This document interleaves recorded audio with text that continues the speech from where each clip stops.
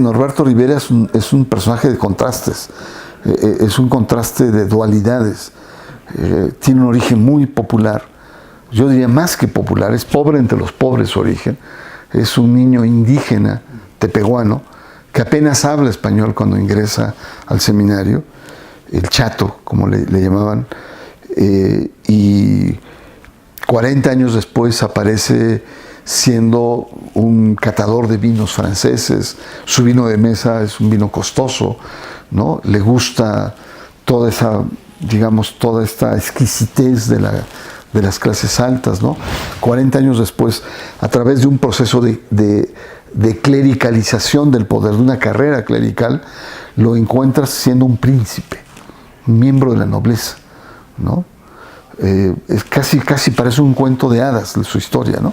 Es muy duro frente a la sociedad, es muy crítico, ¿no? Y al mismo tiempo es muy laxo con la propia estructura religiosa a través, por ejemplo, de los encubrimientos, ¿no? Es muy mal encarado, como pidiendo tu pregunta, con poco sentido del humor, por gruñón. Y en sus homilías a veces parece que está regañando, ¿no?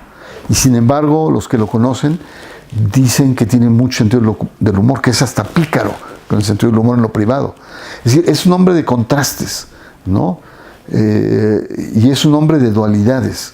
Y muchos, y en el libro se plantea la hipótesis de que muy probablemente Norberto Rivera tenga una doble moral también, ¿no? Incluso en el plano de la sexualidad. Que más que humor en esto, más bien son ironías, ¿no? Lo que marca la trayectoria y dualidades de Norberto Rivera, ¿no?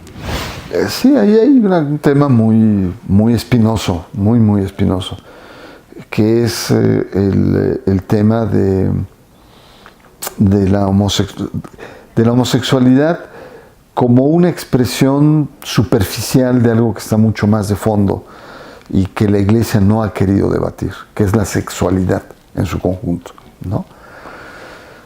No solamente estamos hablando del celibato, sino la sexualidad entendida como un ejercicio de expresión, de comunicación, de placer que no solamente nos lleva a la dimensión hedónica del orgasmo, sino a un conjunto complejo de relaciones, ¿no? Y que la sociedad secular cada vez se abre más a estos temas, ¿no? Hace 30, 40 años la sociedad era tan moralista como la Iglesia, y hoy la sociedad es mucho más abierta, dispuesta no solamente a dialogar, sino a reconocer, con sus jaloneos, pero tal. Y la Iglesia ha permanecido ahí estancada. Porque la concepción de la Iglesia marca el que la sexualidad es una forma un tanto pecaminosa de expresión o de práctica, y que la sexualidad tiene que ser ejercida en tanto su función principal, que es la reproducción o la concepción, ¿no? Ahí está el núcleo.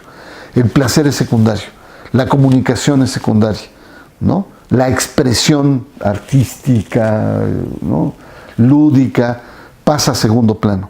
Lo importante de la sexualidad es la reproducción, la concepción de nueva vida, ¿no? La construcción de un nuevo ser humano.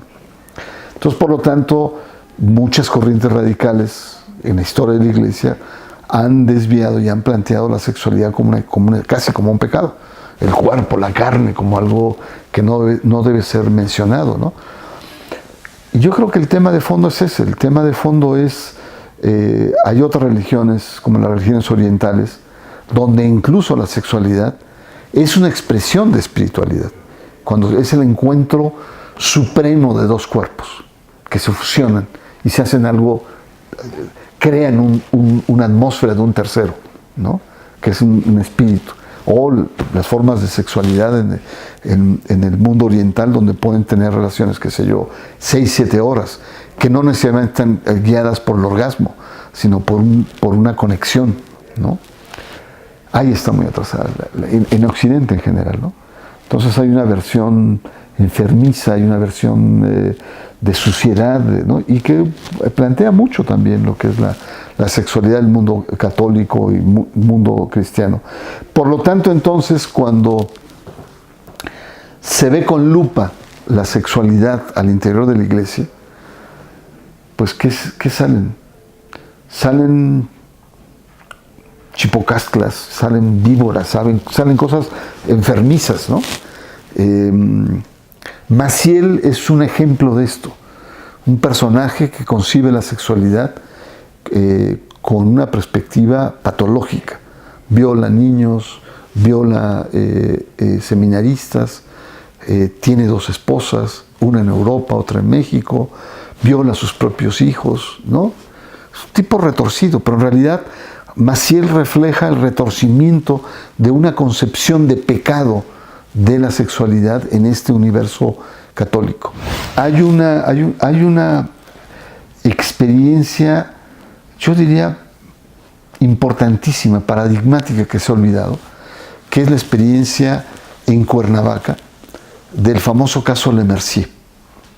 Lemercier utiliza las técnicas del psicoanálisis en el mundo religioso y entra al universo de un monasterio benedictino y empieza a hacer psicoanálisis, sobre todo en términos psicoanálisis, está muy focalizado en la sexualidad, entre los monjes de clausura benedictinos. Bueno, el resultado fue una especie de bomba atómica, ¿no? Ahí era Menzarceo, de la época del Sidoc, en fin. Ese caso fue cerrado y clausurado por Roma, ¿no? En los años 60. Pero es un tema que está presente ahí. Entonces yo te diría que el tema de la homosexualidad está ahí, sigue presente, pero hay una enorme cobardía por parte de la Iglesia de entrarle al toro. Le entró en los años 60, en otros lados ha habido experimentos como estos, pero han sido clausurados estos. Es esa actitud, aquí no pasa nada de la clase alta, ¿no? Cuando pues uno de los hijos es drogadicto o resulta homosexual, es decir, esa actitud de tapar y todo es feliz, vivimos una vida perfecta, un poco, digamos, las ilusiones que también se presentan en Facebook, ¿no? Las vidas perfectas de la clase alta, ¿no? Sí, es evidente que hay. Y luego la otra, y en el caso de Maciel, sí, no pasa nada. Maciel sigue siendo una persona, son mentiras, es un enemigo externo, lo quieren lastimar, es un hombre bondad. Y también otra cosa que me llamó la atención de Guadalupe Loaesa es la misma vida de Norberto Rivera. Es decir, Norberto Rivera, por más sofisticación que haya adquirido, nunca va a dejar de ser ese niño pobre del cual viene, ¿no? Y eso se hace sentir entre las élites, sobre todo entre los nuevos ricos. Es una especie de confrontación de nuevos ricos con nuevos ricos. Un nuevo rico clerical frente a los nuevos ricos de las élites, ¿no? Entonces hay una suerte como de hipocresías, complicidades que se dan, de cercanías y de rechazos, ¿no? No deja ser el indígena pobretón que viene de quién sabe dónde, ¿no? Y de parte de Norberto no los deja de ver como esos hipócritas nuevos ricos, extravagantes y derrochadores, ¿no? Hay una relación que requiere ser profundizada con mayor detenimiento. Y luego otro tema son las frivolidades de las élites, que Norberto Rivera en esta mimetización con las élites la adquiere y que se expresa en los tintes de cabello que él tiene.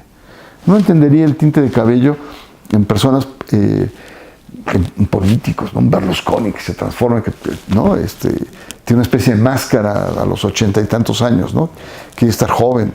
O, no sé, gentes que se estiran y se pintan el cabello en el mundo de la farándula, actores de televisión, de cine, etcétera, ¿no? Pero de un religioso que es como un poco contrasentido, porque lo importante en un religioso no es su apariencia física, es su corazón, su bondad, su alma, su bonomía, ¿no? Los franceses dirán el bonheur, ¿no? Esta calidad humana que le transmites, que no tiene Norberto, por cierto, ¿no? ¿Por qué se pinta el cabello Norberto Rivera? ¿Qué nos quiere decir? ¿O qué señal está dando a la sociedad? ¿Que se quiere ver joven? ¿Que quiere verse impetuoso? ¿Que se quiere ver guapo? ¿Qué frivolidades nos está diciendo, nos está planteando ahí? Y Guadalupe Loaesa, con mucha ironía, como es su característica, nos dice, bueno, a veces trae un tinte de cabello, un negro azabache cuervo, en el cual nos hace ver a un Norberto Rivera misterioso, lejano, ¿no? Impredecible, indescifrable, quién sabe por dónde anda. Luego trae un negro medio rojizo, ¿no? Y está brioso, propositivo, echado para adelante, está, ¿no? Energético. Y a veces se le ven las raíces de las canas. Dice, ay, Norberto está deprimido, está dejado. Pero para mí la pregunta de fondo es, ¿qué es lo que está comunicando Norberto Rivera con sus tintes de cabello? Es una pregunta que a lo mejor me voy a llevar a la tumba.